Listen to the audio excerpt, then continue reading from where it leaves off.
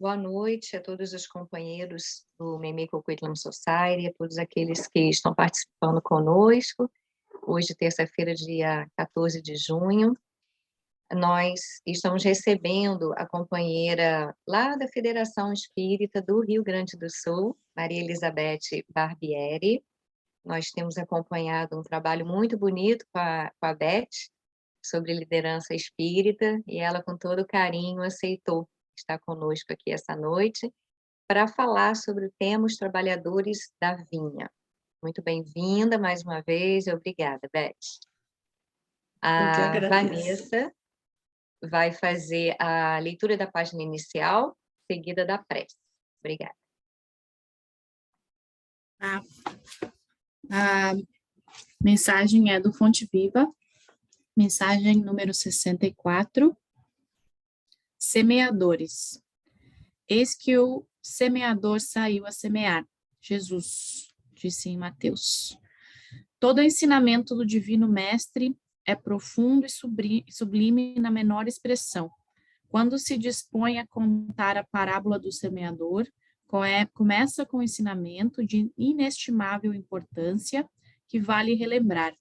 Não nos fala que o semeador deva agir utilizando-se do contrato com terceiras pessoas, e sim que ele mesmo saiu a semear, transferindo a imagem para o solo do espírito, em que tantos imperativos de renovação convidam os obreiros da boa vontade à santificante lavoura da elevação. Somos levados a reconhecer que o servidor do Evangelho é compelido a sair de si próprio, a fim de beneficiar corações alheios. É necessário desintegrar o velho cárcere do ponto de vista para nos devotarmos ao serviço do próximo, aprendendo a ciência de nos retirarmos da escura cadeia do eu. Excursionaremos pelo grande continente denominado interesse geral, e, na infinita extensão dele, encontraremos a terra das almas, sufocada de espinheiros, ralada de pobreza, revestida de pedras ou intoxicada de pântanos, oferecendo-nos a divina oportunidade de agir em benefício de todos.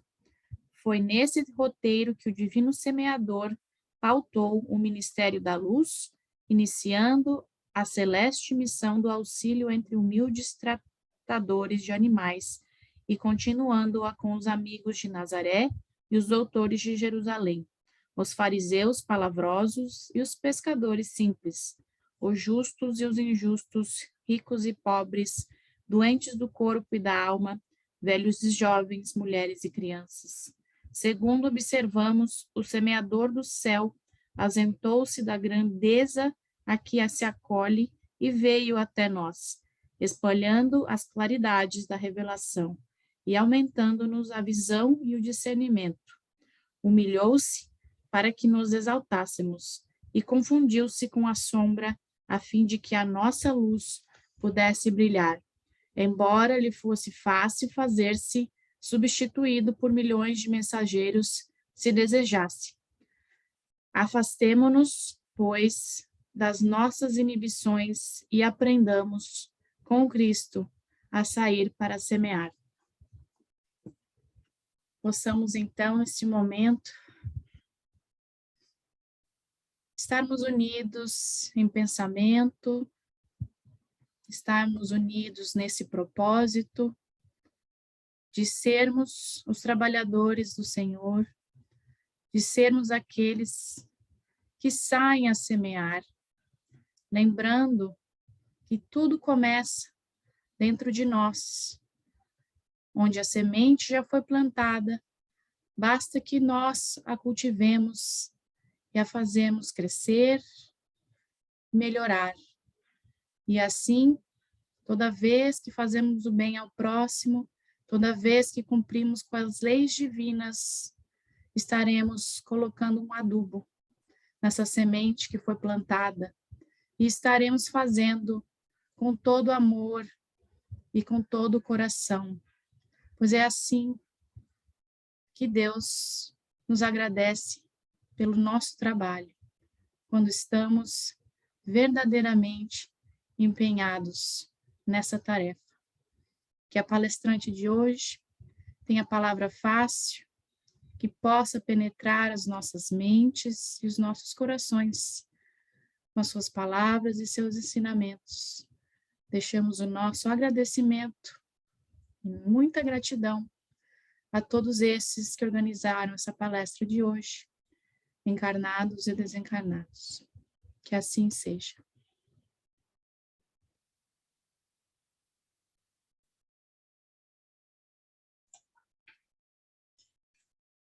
Então, meus irmãos, minhas irmãs, é com muita alegria que nós estamos aqui nesse momento para conversarmos um pouco sobre os ensinamentos da nossa veneranda doutrina espírita, do Evangelho do nosso Mestre Jesus.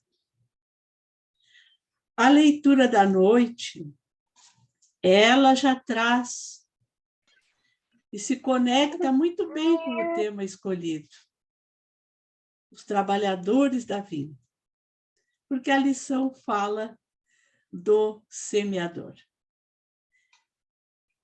E a parábola Os Trabalhadores da Vinha é uma narrativa do ensinamento de Jesus que foi descrita apenas pelo evangelista Mateus.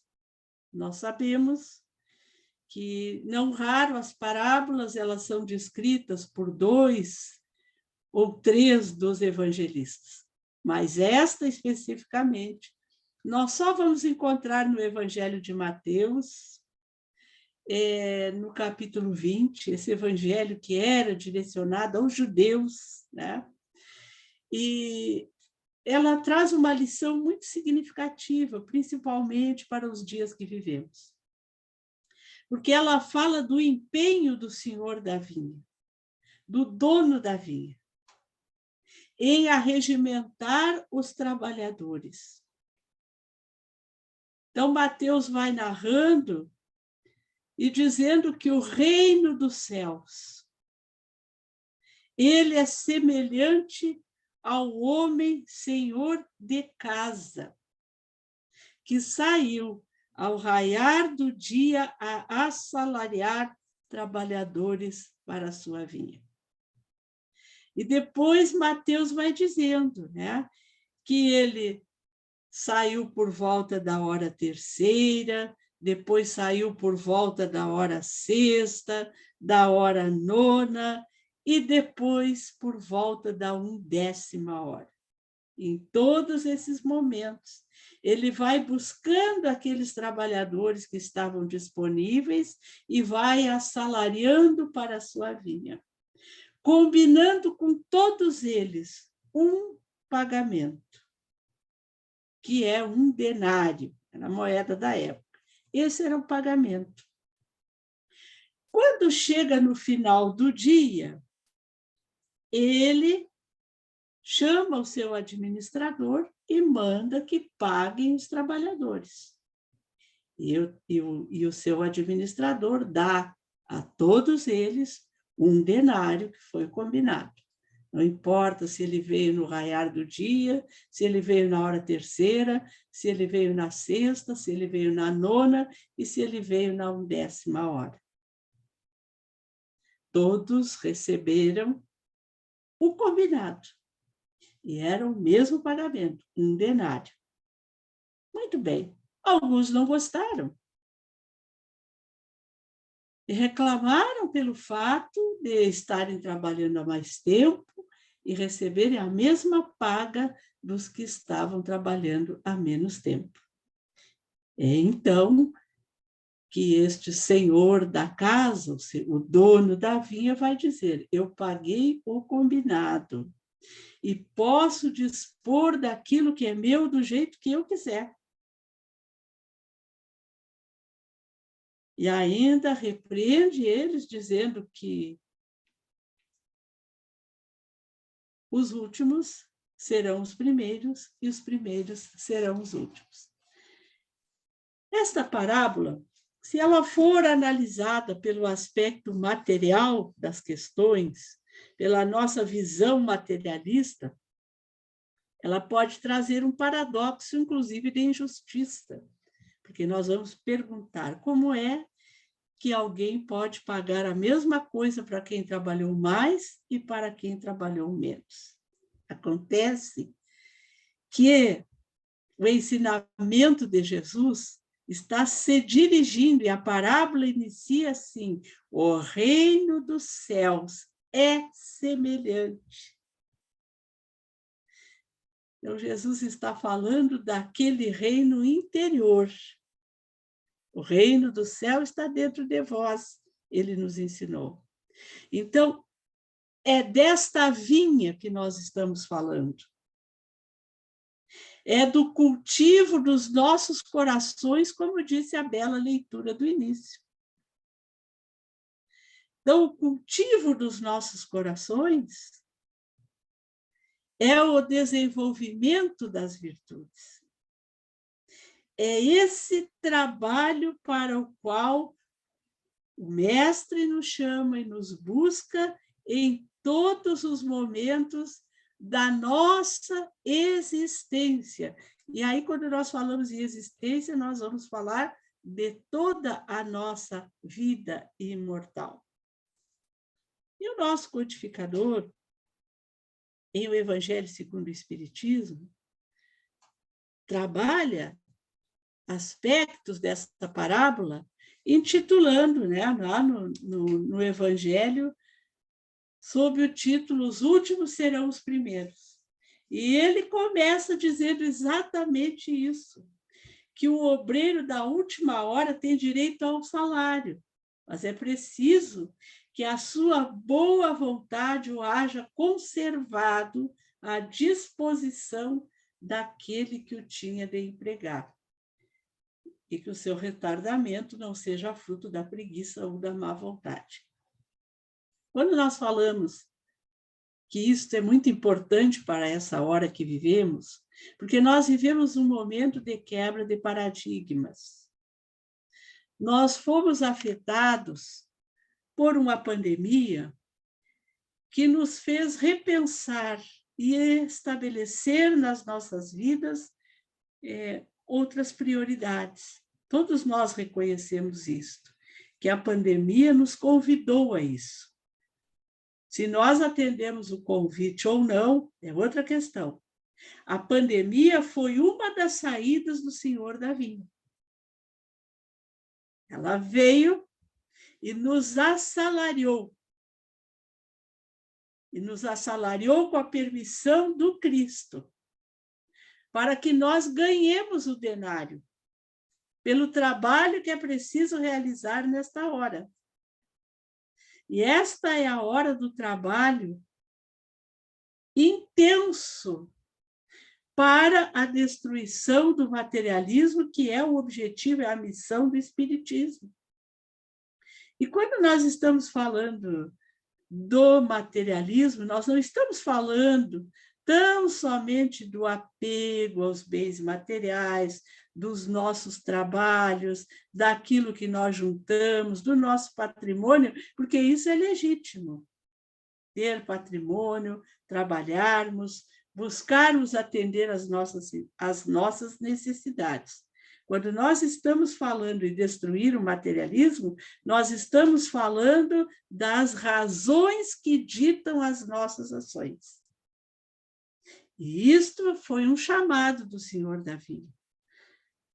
Tudo aquilo que nós fazemos do campo material tem que servir ao espírito imortal, e não apenas ao corpo, aquilo que é transitório. Então, esse é um instante em que nós não podemos, não devemos recusar o convite que Jesus está falando para os empreendimentos que o mundo precisa. Nós não podemos incorrer na preguiça, na má vontade, como nós lemos em o Evangelho. Essa é uma hora de fortalecermos as nossas disposições íntimas. E Allan Kardec também vai falar na mesma lição que se o trabalhador da vinha, se houvesse negado o trabalho, se ele se negar ao trabalho em qualquer hora do dia, se houvesse dito: tenhamos paciência, o repouso me é agradável, quando soar a última hora é que será tempo de pensar no salário do dia, que necessidade eu tenho de me incomodar por um patrão a quem não conheço e não estimo? Quanto mais tarde, melhor. Aí nós ficamos pensando, essa frase, um patrão a quem não conheço e não estimo, isto salta aos olhos quando a gente lê o Evangelho, porque nós ficamos nos perguntando, nós conhecemos e estimamos a Deus? E é claro que no impulso, nós vamos dizer sim. Nós estimamos e conhecemos Jesus? Sim. Esse sim, ele vai ficando mais difícil de responder, às vezes, quando nós vamos detalhando essa pergunta. Eu conheço a Deus? Bom, se eu conheço a Deus, eu preciso entender que Deus, ele é soberanamente justo e bom. É a misericórdia suprema. Deus tudo sabe, Deus tudo pode, Deus é o infinito amor. E quando eu estou atravessando inúmeras dificuldades na minha existência, quando advêm as perdas, os sofrimentos, os testemunhos, os desafios, eu paro e penso que tudo aquilo se deve à bondade de Deus, se deve à misericórdia divina ou à minha imprudência.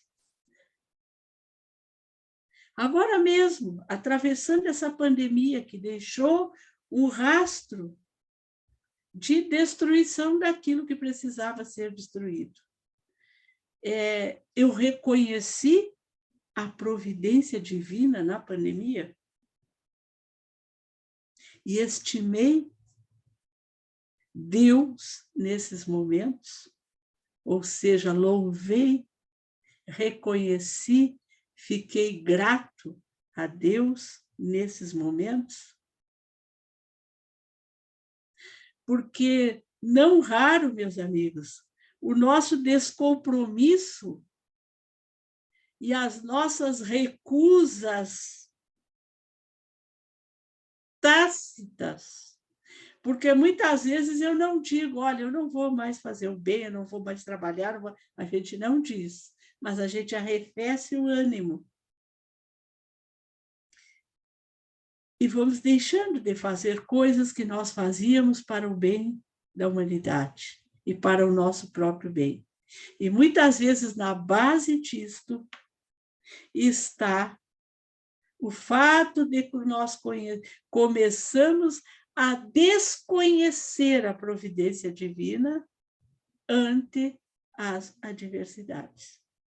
E passamos a não estimar, a não sermos gratos, a não sermos reconhecidos a providência divina diante dessas dificuldades. E aí não aceitamos o convite para o trabalho na vinha. Como é profundo isso dizer eu conheço e estimo esse patrão, este senhor da vinha. São questões sobre as quais nós precisamos refletir. E os benfeitores amigos vão mais a fundo ao dissecarem essa parábola no Evangelho segundo o Espiritismo. Há um parágrafo que eles dizem o seguinte: quer dizer, então, daquele que, em vez de apenas se conservar inativo, ou seja, não trabalho na vinha, além de se conservar inativo, haja empregado as horas destinadas ao labor do dia em praticar atos culposos, que haja blasfemado de Deus, olha aí, derramado o sangue de seus irmãos, lançado a perturbação nas famílias, arruinado os que nele confiaram, abusado da inocência que, enfim, se haja cevado de todas as ignomínias da humanidade. Aí é um rol muito extenso de ações nas quais muitas vezes nós estamos incursos, sem perceber a extensão desta prática de atos culposos. Chama atenção, assim. A gente que é da área do direito, a gente define muito o que é culpa e o que é dolo, né? Dolo é aquela intenção deliberada de praticar alguma coisa que seja contrária à lei. A culpa, ela às vezes se dá por omissão. A culpa muitas vezes se dá por imprudência. Eu não queria matar ninguém, mas fui imprudente. Saí dirigindo um carro em alta velocidade, atropelei alguém, imprudência.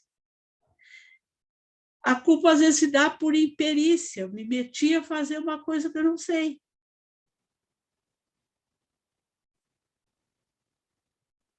Então, muitas vezes na obra do bem, quer seja na família, quer seja no meu trabalho, na comunidade da qual eu faço parte, dentre elas o Centro Espírita, muitas vezes eu me dou à prática de atos culposos, porque deixo de fazer aquilo que eu devia ter feito.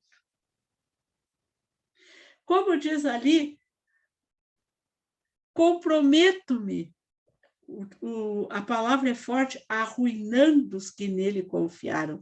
Quantas vezes as pessoas depositam em nós a sua confiança, nos chamam para as tarefas, dividem conosco as responsabilidades, e nós, hoje a gente não pode, amanhã a gente atrasou, depois da manhã a gente não foi mais. Ou quantas vezes a gente faz alguma coisa que deveria fazer bem feita e faz de forma equivocada, compromete os planejamentos que vinham sendo feitos há tempo. E ao longo do parágrafo, o benfeitor amigo vai aprofundando mais esses atos culposos. Fala na perturbação nas famílias. Porque isto é não atender ao convite. Nós sabemos que nós renascemos, formamos um núcleo familiar para que este núcleo familiar seja o embrião onde nós vamos aprender a conviver e a nos relacionarmos para fortalecermos os laços sociais. É uma lição que está lá em O Livro dos Espíritos. Os laços sociais, lá em A Lei de Sociedade, eles são fortalecidos pelos laços de família. E muitas vezes nós não empreendemos esse trabalho no seio da família. Estabelecemos campo de disputas, de hostilidades cordiais ou não, de frieza, de traições, de agressões. Isso é recusa ao trabalho na vinha. E ele diz mais, o Espírito querido, olha, derramando o sangue de seus irmãos. Aí a gente pensa em homicídio logo, né? Mas às vezes a gente sangra as pessoas de outra maneira. sobrecarregando de tarefas, de responsabilidades, não se solidarizando nos momentos de dificuldade, explorando o tempo, o trabalho intelectual, o trabalho físico. Vejam quantas posturas o trabalhador da vinha precisa investigar para ter a certeza de que ele atendeu o chamado, de que ele não está inativo e de que ele não esteja praticando atos culposos. E para fechar a nossa reflexão, nós também vamos ler que os espíritos nos asseguram que os bons espíritas são os obreiros da última hora. Muitas vezes nós arredondamos esta afirmativa dizendo que os espíritas são os obreiros da última hora. Não, são os bons espíritas. Aqueles que se reconhece-se o verdadeiro espírita pelo esforço que faz na sua transformação moral. Estes são os obreiros da última hora. E todos nós, meus amigos, estamos vivendo a última hora. A última hora é essa. E nós estamos aqui para realizarmos o trabalho da última hora, que não raro é o mais difícil. Porque o trabalho da última hora é aquele trabalho que vem, não raras vezes, eivado do sofrimento, das renúncias, do devotamento, requerendo uma dose extra de forças. Mas é também o trabalho que nós realizamos quando temos mais condições de sermos vitoriosos. Como a lei é de progresso, esse é o melhor momento nosso, de todas as reencarnações. Então, é o momento em que nós podemos triunfar e receber o nosso denário. Porque o denário é a felicidade, é o dever cumprido. Por isso que todo mundo recebe a mesma coisa. Porque quando cumpre o dever, quando se desincumbe da tarefa, a felicidade é a mesma. Para aqueles que serviram lá na primeira hora, quanto para aqueles que estão servindo na última.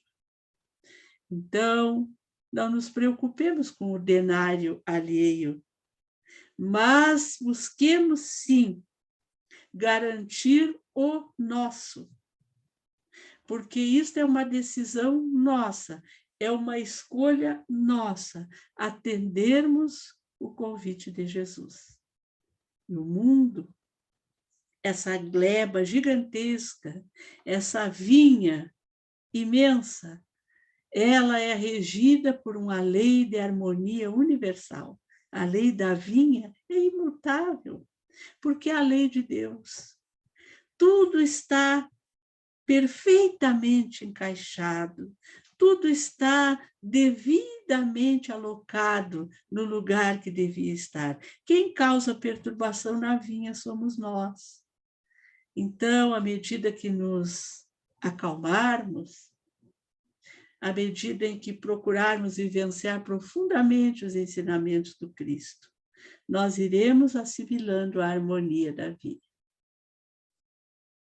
E rogando a Deus, nosso Pai, pelos nossos caminhos, a fim de que a sua luz se derrame perenemente, como tem sido ao longo das nossas vidas sucessivas, iluminando os nossos passos. Que os nossos atos, as nossas atitudes e os nossos pensamentos fertilizem continuamente a terra dos nossos corações e aqueles terrenos que transitam ao nosso lado, a fim de que neles floresçam as mais belas espécies das virtudes que jazem depositadas na sementeira da nossa essência de espíritos imortais. Que a humanidade inteira receba de ti, Senhor, as bênçãos copiosas, qual chuva seródia, a cair sobre os terrenos que temos cultivado. E que esta nova humanidade, voltada para o bem, superando os desafios das ignomínias por ela plantada, renasça e, finalmente, nós possamos, face a face contigo, no final dos nossos dias, recebermos a boa paga pelos esforços empreendidos. Que assim seja.